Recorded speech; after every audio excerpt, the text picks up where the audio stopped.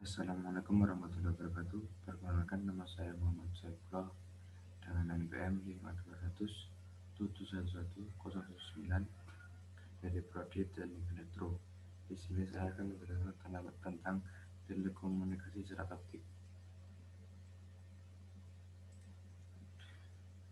Pengertian: komunikasi serat optik merupakan suatu metode untuk mentransmisikan sebuah informasi dari satu tempat ke tempat yang lain dengan mengirimkan sinyal atau cahaya melalui serat optik.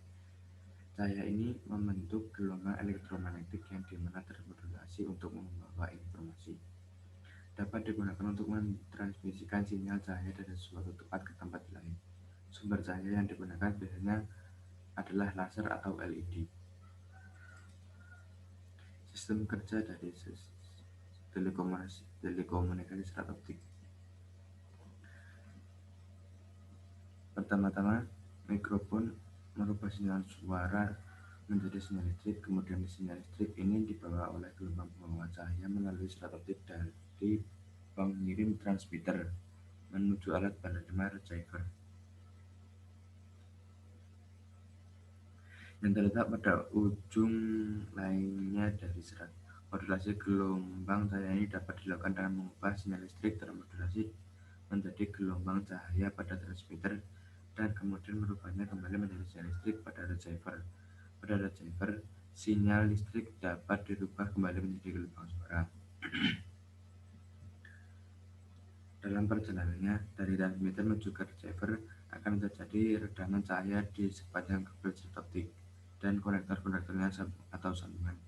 Karena itu, bila jarak ini terlalu jauh, akan diperlukan sebuah atau beberapa repeater yang bertugas untuk memperkuat gelombang cahaya yang mengalami redaman.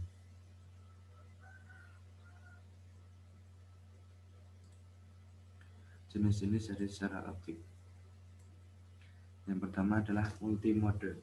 Pada jenis serat optik ini, penjalaran cahaya dari satu ujung ke ujung lainnya terjadi dengan melalui beberapa lintasan cahaya. Karena itu disebut multimode. Diameter inti atau core sesuai dengan rekomendasi dari CCITT G651 sebesar 50 mm dan dilapisi oleh jaket selubung atau cladding dengan diameter 125 mm. Yang kedua, single mode serat optik atau single mode atau monomode mempunyai diameter inti atau core yang sangat kecil antara 3 sampai 10 mm sehingga hanya satu berkas cahaya saja yang dapat melaluinya. Oleh karena hanya satu berkas cahaya yang maka tidak ada pengaruh indeks bias terhadap perjalanan cahaya atau pengaruh perbedaan waktu sampainya cahaya dari ujung satu ke ujung lainnya. Kelebihan dan kekurangan dari kabel serat optik. Yang pertama adalah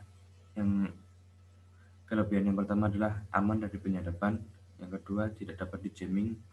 Yang ketiga, memasang kabel baru sedang sampai besar sekali baik dan ekonomis dan bisa bertahan lama antara kurang lebih 10 tahun. Kekurangan: instalasi dan maintenance membutuhkan tenaga ahli. Komponen FO lebih mahal dan biayanya ekstra untuk mengaplikasikan yang lebih spesifik. Kabel ini menggunakan gelombang cahaya untuk mentransmisikan data. Maka dari itu, pemasangan kabel ini tidak dapat diinstal pada jalur yang berbelok secara tajam atau yang menyudut.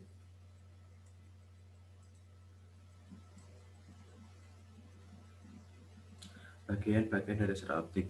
Bagian yang pertama adalah core.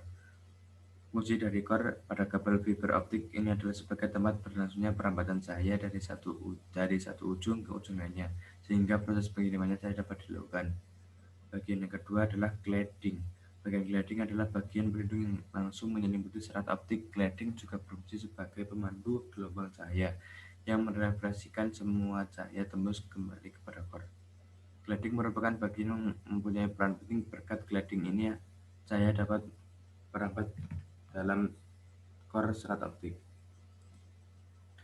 Bagian ketiga adalah coating atau buffer. Coating berfungsi sebagai lapisan pelindung dari semua gangguan fisik yang mungkin terjadi. Misalnya lakukan pada kabel, kelembapan udara ke dalam kabel. Coating memiliki warna yang beragam untuk mempermudah dalam penyusunan urutan core. Bagian strength, member atau outer jacket. Lapisan ini merupakan bagian yang sangat penting karena menjadi pelindung utama dari sebuah kabel fiber optik.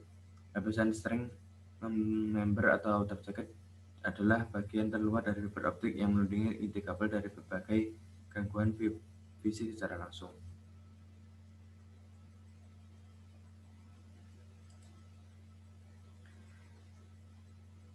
Dokumen ini bersumber dari Sistem Telekomunikasi Optik elektroindonesia.com dan Google. Sekian presentasi dari saya, ada kurang lebihnya mohon maaf.